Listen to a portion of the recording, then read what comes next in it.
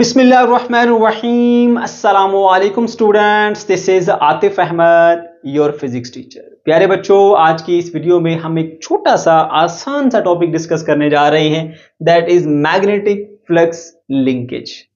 ठीक है, तो चलिए स्टार्ट करते हैं। और यहाँ पे सबसे पहले हम बात कर लेते हैं मैग्नेटिक फ्लक्स के बारे में। मैग्नेटिक फ्लक्स क्या होता है बच्चों? आप सब जानते हो, किसी भी एरिया में से गुजरने वाली मैग्नेटिक लाइंस ऑफ फोर्स की तादाद को हम कहते हैं मैग्नेटिक फ्लक्स। ठीक है, ये आ गया हमारे पास एक एरिया। ठीक है, और इसमें से ना कुछ magnetic lines of force pass करके जा रही हैं जी, 1 2 3 4। ठीक है, ये पास करके जा रही है जिसमें से। ठीक है, ये मैग्नेटिक फील्ड आ गई बी, और यहां पे आप इसका वेक्टर एरिया ड्रा करना चाहते हैं तो वो भी आप ड्रा कर सकते हैं। ये आ गया वेक्टर एरिया ए। ठीक है बच्चों, तो इस एरिया में से गुजर के जाने वाली जो मैग्नेटिक फील्ड लाइंस हैं उसकी तादाद को सिंपली हम क्या कहते हैं? मैग्नेटिक फ्लक्स कहते हैं। और बच्चों इसको हम डिनोट करते हैं जी फाई के साथ। ठीक है, अब इलेक्ट्रिक फ्लक्स भी फाई से डिनोट करते हैं, मैग्नेटिक फ्लक्स भी फाई से डिनोट करते हैं, इसलिए साथ छोटा सा साथ में बी लगा देते हैं जो कि इंडिकेट करता है कि ये हमारे पास मैग्नेटिक फ्लक्स है। ठीक है बच्चों, और ये बेसिकली डॉट प्रोडक्ट होती है मैग्नेटिक फील्ड वेक्टर की और एरिया के वेक्टर की, और इसको हम यूं भी लिख सकते हैं B A cos of theta. समझ गए बच्चों? ओके, और इसके अलावा ये बात याद रखनी है कि अगर आपके पास मैग्नेटिक फील्ड लाइंस और वेक्टर एरिया दोनों पैरेलल हों तो उस केस के अंदर आपको फ्लक्स मैक्सिमम मिलता है, मैक्स, और उसकी वैल्यू होती है बी ए। यहां पर cos थीटा की वैल्यू 0 बन जाएगी, cos 0 पे 1 होता है, इसलिए मैक्सिमम फ्लक्स बी ए मिलता है। और अगर ऐसा हो जाए, ठीक है, कि मैग्नेटिक फील्ड जो है वो एग्जैक्टली इसके साथ पैरेलल ना हो वेक्टर एरिया के साथ, ठीक है, या दूसरे अल्फाज में कह लें कि अगर सरफेस की बात की जाए तो मैग्नेटिक फील्ड सरफेस से परपेंडिकुलर नहीं है, कोई और एंगल बना रही है थीटा, लाइक यहां पर मैं चले बना देता हूं। ये आ गया हमारे पास वेक्टर एरिया ए, और मैग्नेटिक फील्ड लाइन जो है वो कुछ यूं पास कर रही है इसमें से ऐसे, तो ये एंगल बना रही है जी थीटा। तो उस केस के अंदर फिर आपका जो फ्लक्स होगा वो मैक्सिमम नहीं होगा, उसको आप ऐसे लिखेंगे B A cos of theta. ठीक है, ये पॉइंट यहां पर इस्तेमाल होने इसलिए मैंने यहां पर पहले ही रिवाइज करा दिया आपको। ठीक है बच्चों, अच्छा उसके बाद फिर आ जाए जी आप मैग्नेटिक फ्लक्स डेंसिटी के ऊपर। अब बहुत सारे बच्चे इन दोनों को मिक्स कर देते हैं, मैंने पहले आपको फ्लक्स बता दिया, अब जरा आ जाए जी मैग्नेटिक फ्लक्स डेंसिटी के ऊपर। बच्चों मैग्नेटिक फ्लक्स डेंसिटी एक ऐसी टर्म है जो ये बताती है कि कहीं पर मैग्नेटिक फील्ड स्ट्रॉन्गर है या वीकर है। ठीक है, ये बेसिकली बता रही होती है। मैं आपको बताता हूं छोटी सी एग्जांपल से। देखिए हमारे पास ये एक मैग्नेट है और इधर इसका नॉर्थ पोल है, इधर इसका साउथ पोल है। ठीक, और इसकी जो मैग्नेटिक फील्ड है नॉर्थ से निकलती है, आप जानते हैं, और साउथ में इंटर होती है। ठीक हो गया, ऐसे ऐसे, ठीक है, और यहां से ऐसे होगी, फिर ऐसे, फिर ऐसे, इसी तरह यहां से भी आ गया। अब बच्चों ये जो होती है ना हमारे पास मैग्नेटिक फ्लक्स डेंसिटी, ये कहते हैं flux per unit area, flux magnetic flux per unit area. ठीक है, इसका मतलब ये होता है कि एक यूनिट एरिया में से जो फ्लक्स पास हो रहा है ना वो वैल्यू लेंगे आप।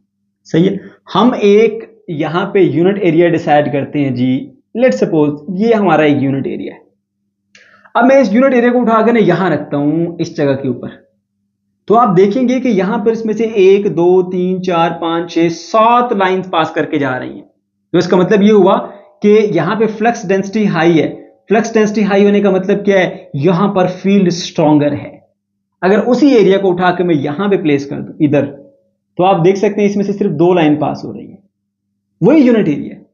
तो यहां पर जो फ्लक्स डेंसिटी है वो लो है, जो कि इंडिकेट कर रही है कि फील्ड जो है वो यहां पर वीकर है। ठीक है, यहां पर जो मैग्नेटिक फील्ड है बच्चों वो वीकर है, इधर मैग्नेटिक फील्ड स्ट्रॉन्गर है, इधर मैग्नेटिक फील्ड वीकर है। इसी तरह यहां पर किसी भी एक पॉइंट के ऊपर आप यहां पे प्लेस करेंगे और जो मैग्नेटिक फ्लक्स डेंसिटी है वो आपको ये बताएगी कि कहां पर फील्ड स्ट्रॉन्गर होती है और कहां पर फील्ड जो है वो आपके पास वीकर होती है। ठीक है, तो इसको हम यूं डिफाइन करते हैं, magnetic flux per unit area is called magnetic flux density, और इसको लिखते हैं जी phi b by a। ठीक है, अच्छा और ये फॉर्मूला आया कहाँ से, आप इसको बता देता हूँ मैं आपको। चलिए देखिए, ये आपके पास होता है phi is equal to B A. ठीक है, बी आपको यहाँ पे रखिए, ए को जाके उधर डिवाइड कर दीजिए, तो फ्लक्स पर यूनिट एरिया जो है आपके पास आ जाता है मैग्नेटिक फ्लक्स डेंसिटी। इसको हम मैग्नेटिक इंडक्शन भी कहते हैं। ठीक है, और मुझे एक कमेंट आया था कि सर हम कंफ्यूज हैं कि एक जो है वो हमने इसी चैप्टर में सीखा मैग्नेटिक फ्लक्स डेंसिटी का टॉपिक, जिसमें उसका कुछ और कंसेप्ट था, कुछ और वैल्यू थी, यहाँ पर आप कुछ और बता रहे हैं। ठीक है, तो दोनों ठीक है, मैं दोनों बता देता हूँ। आपने वहां पे पढ़ा था कि जब कोई current carrying conductor magnetic field में पड़ा होता है तो वो फोर्स महसूस करता है, वो फोर्स होती है F is equal to I L B sine of theta. Sine theta की वैल्यू यहाँ पर हम जो है वो 90 लेते हैं, क्योंकि परपेंडिकुलरली पड़ा हुआ मैग्नेटिक फील्ड से, तो साइन थीटा 90 पे 1 होता है, तो उसको नहीं लिखा। ठीक है, सिंपल वाला फॉर्मूला लिया, F is equal to I L B. यहां से आपने B की वैल्यू निकालनी है, तो F divided by I into L. इस फार्मूले से आपने इसको बताया था मैग्नेटिक इंडक्शन को या मैग्नेटिक फ्लक्स डेंसिटी को। ये भी ठीक है, ठीक है, ये भी ठीक है, ये भी ठीक है। ये एक और अंदाज है इसको बताने का, ये एक और अंदाज है इसको बताने का। ये और तरीके से आपने बता दी बात, ये और तरीके से, दोनों ठीक है बेटा, सही है। तो आप दोनों में से कोई भी कर सकते हैं, लेकिन ज्यादा आसान ये है, तो आप, मैं कहूंगा, प्रेफर करूंगा कि आप इसी को करें। तो ये है बच्चों हमारे पास मैग्नेटिक फ्लक्स डेंसिटी। उसके बाद फिर अब आ जाए जी मैग्नेटिक फ्लक्स लिंकेज के ऊपर। प्यारे बच्चों, मैग्नेटिक फ्लक्स लिंकेज का ताल्लुक वहां पर होगा जहां पर हम किसी वायर की नहीं, बल्कि हम किसी लूप की बात, लूप करें सॉरी, कॉइल की बात करेंगे, या फिर आप बात करेंगे सोलेनॉइड की। ठीक है, कॉइल आपके पास कुछ इस तरह से होती है जी, आपने ले लिया ऐसे वायर को बाउंड करके, और ये आपने एक कॉइल बना ली। या फिर सोलेनॉइड में आप इस तरह से स्प्रिंग लाइक शेप का एक कंडक्टर आप ले लेते हैं, ये आ गया आपके पास सोलेनॉइड। ठीक है, मैं आपको सीधे तरीके से बताता हूं बच्चों, मुश्किल में लेके नहीं जाऊंगा आपको। मैग्नेटिक फ्लक्स लिंकेज बेसिकली पता क्या होता है, इन तमाम टर्म्स में से ना आपने फ्लक्स कैलकुलेट करना है, उनको ऐड अप कर देना होता है। वो टोटल जो फ्लक्स आता है ना इन तमाम टर्म्स में से, वो उसको बच्चों हम कहते हैं मैग्नेटिक फ्लक्स लिंकेज। ठीक है, हम ये मान के चलते हैं कि भाई हमारे पास एक मैग्नेट है और उसका नॉर्थ पोल हमने बिल्कुल इसके करीब रखा हुआ है, और उसकी जो फील्ड है वो सारी इसमें से गुजर के जा रही है, और तकरीबन एक जैसी फील्ड इसमें से पास होके जा रही है। सही है, और यहाँ पे टर्न्स कितनी है, 1 2 3 4 5 और 6 टर्न्स है टोटल आपके पास। 6 जो है वो आपके पास नंबर ऑफ टर्न्स है यहाँ पे। ठीक है, इस टर्न का जो फ्लक्स है, ठीक है, फर्स्ट कर लें, इसमें से जो मैग्नेटिक लाइन फोर्स पास कर रही है इस एरिया में से, उसको मैं कह देता हूँ फाई। ये भी उतने ही एरिया की एक लूप है, उतनी ही फील्ड इसमें से भी पास कर रही है, इसका फ्लक्स भी होगा फाई, इसका फ्लक्स भी होगा फाई, इसका फ्लक्स भी होगा फाई, इसका फ्लक्स भी होगा फाई। तो ये जितनी भी टर्न्स बनती हैं उन सब का जो फ्लक्स होगा आपके पास होगा फाई। 1 2 3 4 5 6 टर्न्स है, अगर फर्स्ट कर लें 6 टर्न्स है, तो सारों का एरिया भी सेम है, सारों में से फील्ड भी सेम एज्यूम करें आप जा रही है, तो फिर सबका फ्लक्स होगा phi phi phi phi phi. आपने सबको ऐड कर देना, ये क्या बन जाएगा 6 टाइम फाई। ठीक है, तो ये जो है ना 6 टाइम फाई, ये बच्चों आपका होता है फ्लक्स लिंकेज, इस कॉइल को लिंक करने वाला फ्लक्स। समझ गए? तो अब यहां पर बुक वाले ने क्या लिखा, उसने लिखा product of magnetic flux and number of turns of the coil. तो जो हमारे पास आंसर आया वो क्या है, वो बेसिकली हमारे पास इन तमाम टर्न्स की जो तादाद है और मल्टीप्लाई फ्लक्स जो इनमें से पास कर रहा है। तो देखें दोनों की मल्टीप्लीकेशन है ना, number of turns into flux. सही है, तो आपने सिंपल सी डेफिनेशन लिखनी है, product of magnetic flux and number of turns of the coil is called magnetic flux linkage. ठीक है, अच्छा, उसके बाद फिर आपने ये बात बता देनी है कि इसका ताल्लुक सिर्फ और सिर्फ कॉइल के साथ है, सोलेनॉइड के साथ है। ठीक है, जिसमें नंबर ऑफ टर्न्स मौजूद हों। ये साथ में डायग्राम बना दीजिएगा, ये नॉर्थ पोल है, इसकी फील्ड इसमें से पास करके जा रही है, फर्स्ट करें इसके n नंबर ऑफ टर्न्स हैं, हर टर्न में से फ्लक्स फाई है, तो टोटल जो फ्लक्स है इन तमाम टर्न से पास करके जा रहा है वही हमारा फ्लक्स लिंकेज होता है, जिसको हम कहते हैं जी n टाइम फाई। ठीक है, ओके जी। अब दो सिचुएशन है, एक सिचुएशन ये है कि यहां पर जो इस कॉइल का या इस सोलेनॉइड का जो एरिया है, ठीक है, उसके साथ बिल्कुल जो है वो परपेंडिकुलरली मैग्नेटिक फील्ड लाइन जो है वो इंटर हो रही है ऐसे। ठीक है, ये मैग्नेटिक फील्ड लाइन इसके साथ बिल्कुल परपेंडिकुलर है इसके सरफेस एरिया के साथ। ठीक है, तो उस केस में यहां पर मैं आपको पहले बता चुका हूं, जो फ्लक्स होता है वो आपके पास होता है बी डॉट ए, और यहाँ पे एरिया और मैग्नेटिक फील्ड के दरमियान एंगल होता है 0 डिग्री, cos 0 पे 1 होता है, इसलिए सिंपल बी ए आएगा।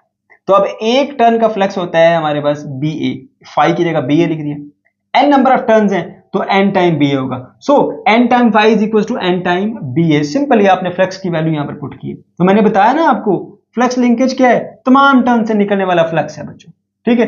नंबर ऑफ टर्न्स n है, एक में से फ्लक्स है 5, तो n टाइम 5 हो गया, ठीक हो गया। तो यहां पर देखिए n इंटू बी ए तब होगा जब आपके पास मैग्नेटिक फील्ड जो है वो इसके जो क्रॉस सेक्शनल एरिया है उसके साथ बिल्कुल परपेंडिकुलर होगी, ठीक है। तो एन बी ए। इसी तरह से आपने बताना है कि आपके पास अगर ऐसी सिचुएशन है कि जहां पर ये दोनों नहीं है एक दूसरे के साथ परपेंडिकुलर, मतलब आपके पास कॉइल जो है या सोलेनॉइड है वो ऐसे है कुछ, और फील्ड फर्स्ट कह लो जी आपकी यूं पास कर रही है ऐसे, ठीक है।